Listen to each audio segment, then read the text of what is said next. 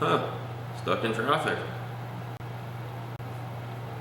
Anyone who works, travels, or lives on the North Shore really knows North Shore traffic. And it's sort of like that thing that's become a normality in our community. We shouldn't be surprised with the worsening traffic and congestion that we've seen on the North Shore. And honestly, I argue there's two main reasons why. The first one is whether you're traveling from the island, traveling across to West Vancouver, from North Vancouver, traveling up to Squamish to Whistler, or you're traveling to, say, Burnaby and Surrey and beyond, everyone knows as soon as you look at Google Maps that once you see traffic, all our side streets turn blood red.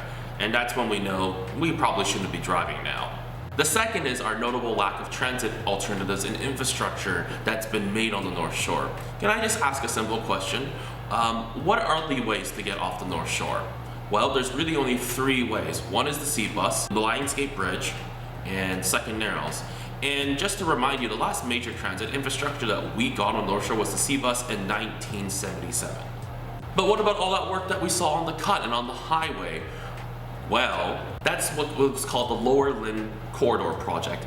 And in reality, that was a project that was more emphasized to be an infrastructure and safety upgrade to the highway, which is to promote efficiency, safety, and volume. So TransLink's long-term vision for the North Shore is, and I quote, to comfortably and efficiently accommodate a 50% increase in transit mode share with improved internal mobility and north-south travel by 2040.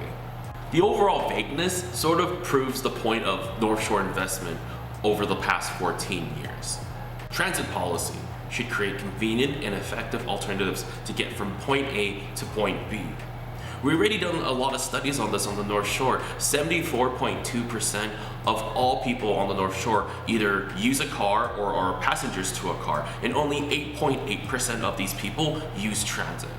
With the amount of studies that we've poured into the North Shore, such as InStep to BIRT, to all the studies from 2019 to 2023 called the North Shore Transportation Survey, we've only received one BRT that is supposed to be, quote, our transit bang for our buck for the short term.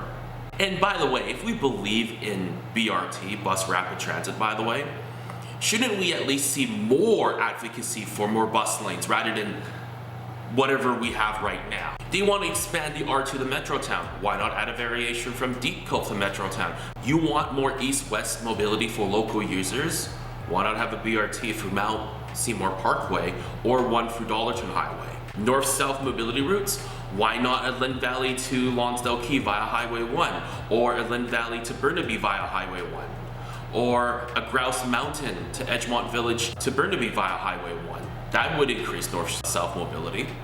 And if we do believe, and if you fully believe in BRT, then we also need to talk about dedicated lanes. It means that we should be following the Highway 199 North Shore Corridor study, which is basically a study done by the province and by the North Shore, hence the title, about how to incorporate our highway to have dedicated lanes for BRT. And this would make sense because this would fit the long-term vision.